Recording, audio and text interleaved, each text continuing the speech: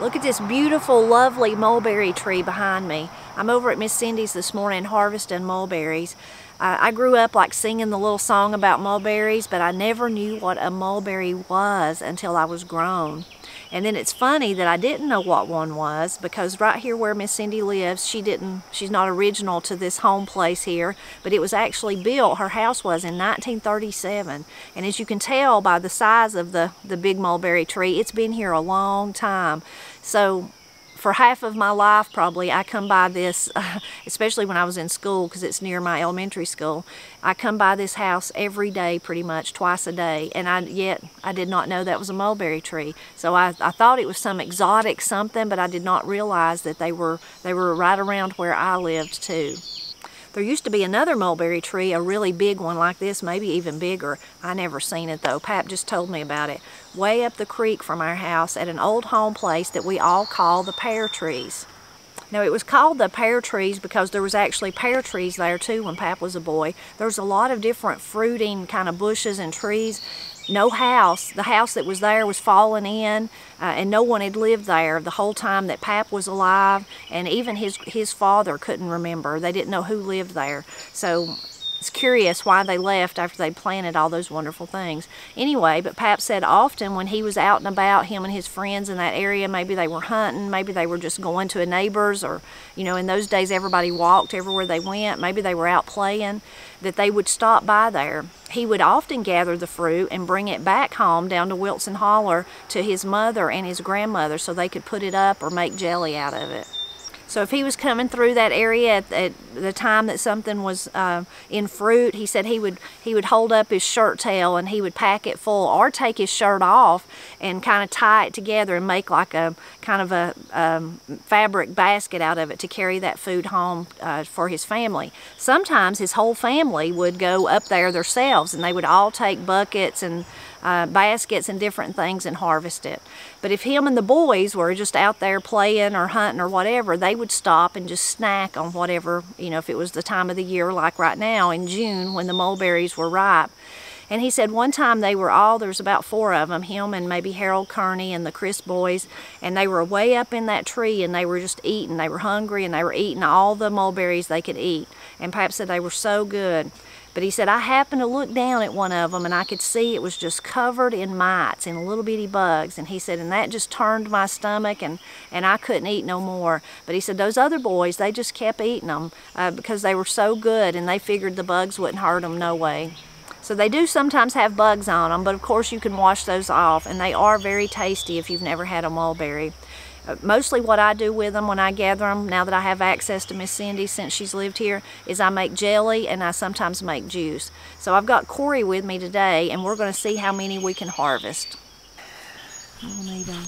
How does my hair look? What do I look like? That's cute.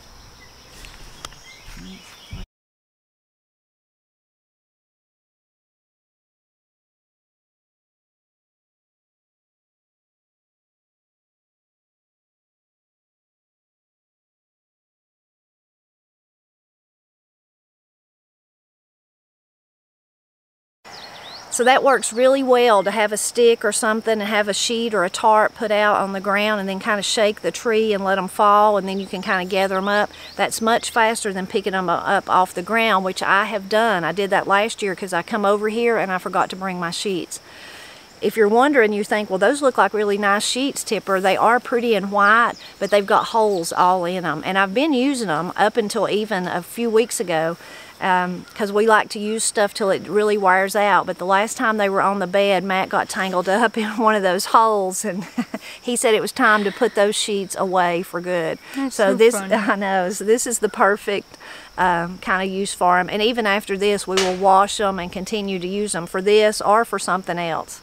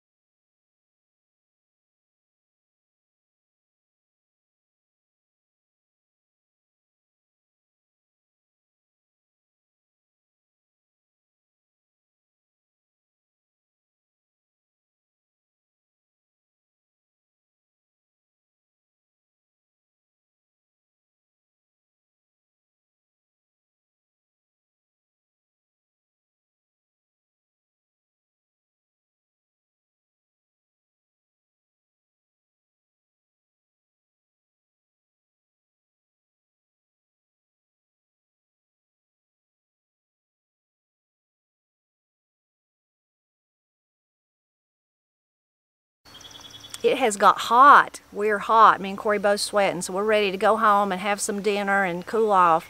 So we've been working about 2 hours. You can see our hands. We probably should have wore gloves, but we of course didn't even think of that. It'll wear off in a day or two. But we ended up with 3 gallons of mulberry, so we're really excited about that. Corie's helped me before when I've picked up the mulberries. The very first year, I remember we were so excited when Miss Cindy moved here and we realized there was a mulberry tree. We were really excited that year, and I think the whole family come. But today, while we were picking them up, Corie just said she felt so good about doing this. It really does give you an industrious feeling to be able to come and harvest something like this for free. And know that you can put it up for your family. There is something really satisfying about it. Oh yeah, for sure. It's just been super fun, and I keep seeing them on the ground, and I'm like, but there's more on the ground. We have to get every one. It makes you want to get every last one. Someone else has been enjoying the mulberries. When Matt goes to work early in the morning, he comes by this way, and he's been seeing deer under Miss Cindy's mulberry tree, and she's seen them too out her window. But he said almost every morning when he comes by here before daylight, he'll see like a whole little herd of deer in here, so they're definitely enjoying them too. So if you're a fan of mulberries, we hope that you'll leave a comment and let us know. Tell us how you like to utilize them, if you just eat them like Pap did when he was a boy, or maybe you make jelly or juice like we do. A lot of people don't like them. I've heard a lot of people say that maybe they have to park where there's one, and of course as they drop they'll stain your car, or where people walk. If you can see the bottom of our shoes, they're really purple now from walking over them just this morning while we've been gathering them. So I know a lot of people, they're not their favorite, but they are so tasty, aren't they? They're so good. They really are. So leave us a comment and let us know if you love mulberries as much as we do. And as always, we hope you keep dropping back by to help us celebrate Appalachia. I know these are dirty, but they're good, so I'm eating them anyway. They are good. Little bit of dirt never did you any harm. No. All right, let's see.